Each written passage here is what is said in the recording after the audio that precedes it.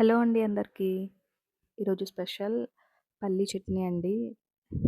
ఇది ఎంత టేస్టీగా ఉంటుందంటే, మనం ఇంట్లో చేసుకునే ఇడ్లీ కాంబినేషన్ గానీ, దోస గానీ, ఏ టిఫిన్స్‌కైనా చాలా అంటే చాలా బావుంటుంది. చూస్తున్నారు కదా టెక్స్చర్ అనేది ఎంత బావుందో, టేస్ట్ ఇంకా బావుందండి. సో, ప్రాసెస్ చూసేద్దామా? కొన్ని పల్లీలు తీసుకుందామండి. చూస్తున్నారు కదా! ఈ క్వాంటిటీలో తీసుకుంటే సరిపోతుంది. నెక్స్ట్ వచ్చేసి వేపిన శనగపప్పు అండి. నెక్స్ట్ కొన్ని జీరా, అందులో కావాల్సిన ఇంగ్రీడియెంట్స్ అన్నీ రెడీగా పెట్టేసుకుంటున్నానండి.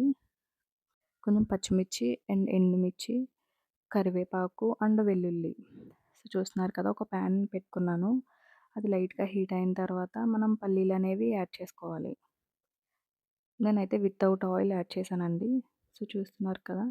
అవి లైట్‌గా ఫ్రై అయిన తర్వాత తీసి పక్కన పెట్టేసుకుందాము. నెక్స్ట్ శనగపప్పు ఉంది కదా! అది మిక్సీలో డైరెక్ట్ యాడ్ చేసుకున్నానండి. అందులో కొంచెం జీరా చూస్తున్నారు కదా! 1 స్పూన్ ఆఫ్ జీరా యాడ్ చేసుకోవాలి. నెక్స్ట్ ఒక 4, 5 వెల్లుల్లి రేఖలు కూడా యాడ్ చేసుకోవాలి. వెల్లుల్లి యాడ్ చేసుకున్న తర్వాత మనం కారానికి సరిపడా పచ్చిమిర్చి కూడా యాడ్ చేసుకుందాము. ఓన్లీ పల్లీలు ఒక్కటే ఫ్రై చేసుకోవాలండి.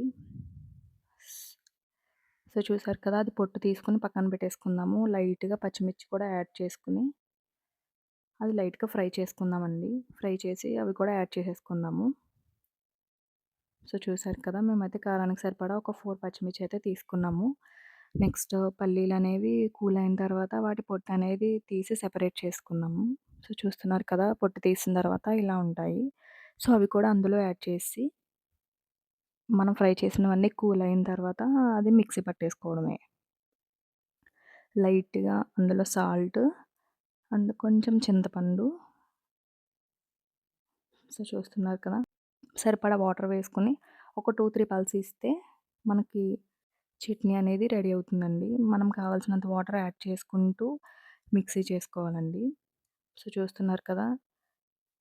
టెక్స్చర్ అనేది ఎంత బావుందో. సో, లాస్ట్‌లో తాలింపనేది యేసుకుందామండి.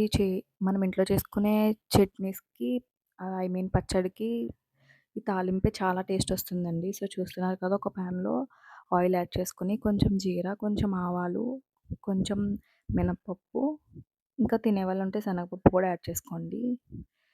అండ్ నెక్స్ట్ కొంచెం కరివేపాకు అండ్ ఎండుమిర్చి. ఉంటే ఇంగువ కూడా యాడ్ చేసుకోండి. సూపర్ టేస్టొస్తుంది. అండ్ లాస్ట్‌లో కొంచెం వెల్లుల్లి కూడా యాడ్ చేశాను. వెల్లుల్లి స్ ఆ టేస్ట్, ఆ స్మెల్ అనేది చట్నీకి చాలా బావుంటుంది. సో, చూస్తున్నారు కదా! లాస్ట్‌లో కొంచెం బెల్లం ఉంటే యాడ్ చేసుకోండి. మా దగ్గర బెల్లం అవైలబుల్ లేక సో, షుగర్ యాడ్ చేశాను. ఎంతో టేస్టీగా ఉండే పల్లీ చట్నీ రెడీ అండి. మనం ఇంట్లో ఇడ్లీ చేసుకుని అందులో కొంచెం ఘీ అనేది యాడ్ చేసుకొని చట్నీతో తింటే సూపర్ ఉంటుందండి. So, please support me.